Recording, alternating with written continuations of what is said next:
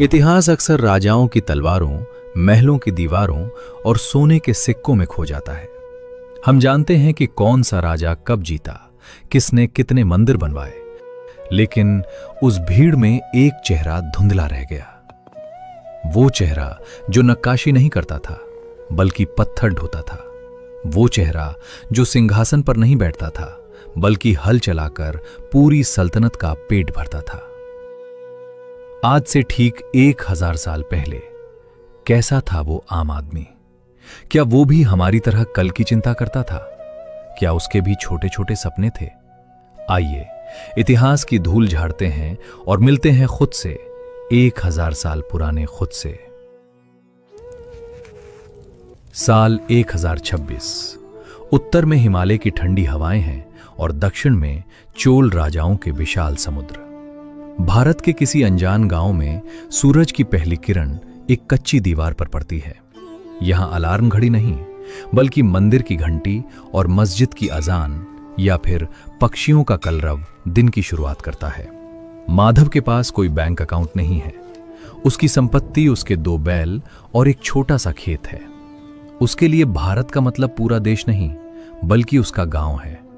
उसके लिए सरकार का मतलब वो कर है जो उसे फसल कटने पर राजा के कारिंदों को देना है। ये लोग जीडीपी नहीं समझते थे, लेकिन ये धरती मां को समझते थे। 1000 साल पहले खाद नहीं थी, कीटनाशक नहीं थे, सिर्फ मेहनत थी और मॉनसून पर भरोसा। अगर बारिश समय पर हुई तो घर में घी का दिया जलेगा। अगर सूखा पड़ा तो बच्चों की आंखों की चमक खो जाएगी। भले ही उनके पास बिजली नहीं थी, लेकिन उनके पास एक दूसरे के लिए समय था। वे उस रोटी का स्वाद जानते थे जो लकड़ी की आग पर बनी हो। उनके दुखों में भी एक सादगी थी। 1000 साल पहले का भारत हुनरमंदों का देश था। वो जुलाहा जो ढाका की मलमल जैसी बारीक बुनाई करता था, उसने कभी अपना नाम किसी अखबार में नहीं देखा। वो कुम्हार जो मिट्टी को जीवन देता था, उसकी कला महलों तक जाती थी, लेकिन वो खुद उसी कच्ची जमीन पर सोता था। इन हाथों में जादू था। आज हम मशीनों से जो बनाते हैं, वे उसे अपनी उंगलियों के पोरों से रचते थे। क्या उन्हें पता था कि एक दिन उनकी ये कला एंटीक कहलाएगी? शायद नहीं।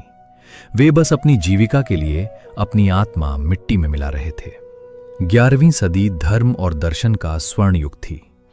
आम आदमी के लिए मंदिर सिर्फ पूजा की जगह नहीं थी, वो उसका सोशल मीडिया था, उसका स्कूल था और उसका बैंक भी।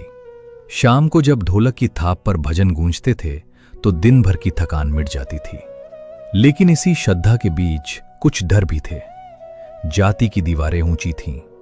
हर किसी को मंदिर के गर्भगृह तक जाने की इजाजत नहीं थी। श्रद्धा और संघर्ष साथ साथ चलते थे। एक आम आदमी अपनी नियति को कर्म का फल मानकर स्वीकार कर लेता था। बाजार, जहां दुनिया सिमट आती थी। कोई अरब से घोड़े लेकर आया है तो कोई चीन से रेशम। आम आदमी यहां अपनी छोटी सी टोकरी लेकर पहुंचता था। वो अनाज के बदले नमक लेता था या गुड़ के बदले कपड़े। सिक्कों का चलन था, लेकिन विश्वास का सिक्का सबसे बड़ा था। 1000 साल पहले का भारत सिर्फ शांति का देश नहीं था, ये बड़े बदलावों का दौर था। उत्तर पश्चिम से आक्रमणकारियों की आहट सुनाई दे रही थी। महमूद गजनवी के हमलों की खबरें जब गांव तक पहुंचती होंगी तो उस आम आदमी के दिल पर क्या बीतती होगी। उसके लिए युद्ध का मतलब वीर गाथा नहीं था। उसके लिए युद्ध का मतलब था जलते हुए खेत, लूटा हुआ अनाज और असुरक्षित परिवार। राजा बदलते थे, झंडे बदलते थे, लेकिन आम आदमी का संघर्ष वही रहता था, अपनी जमीन और अपनी गरिमा को बचाना। औरतें जो इस इतिहास की नींव थीं, वे सिर्फ रसोई तक सीमित नहीं थीं, वे खेतों में बराबर का हाथ बटाती थीं। उनके गहने सोने के नहीं तो पीतल और मिट्टी के होते थे, लेकिन उनकी हंसी में असली चमक थी। सावन के झूलों से लेकर लोकगीतों की मिठास तक उन्होंने ही हमारी संस्कृति को सींच कर जिंदा रखा।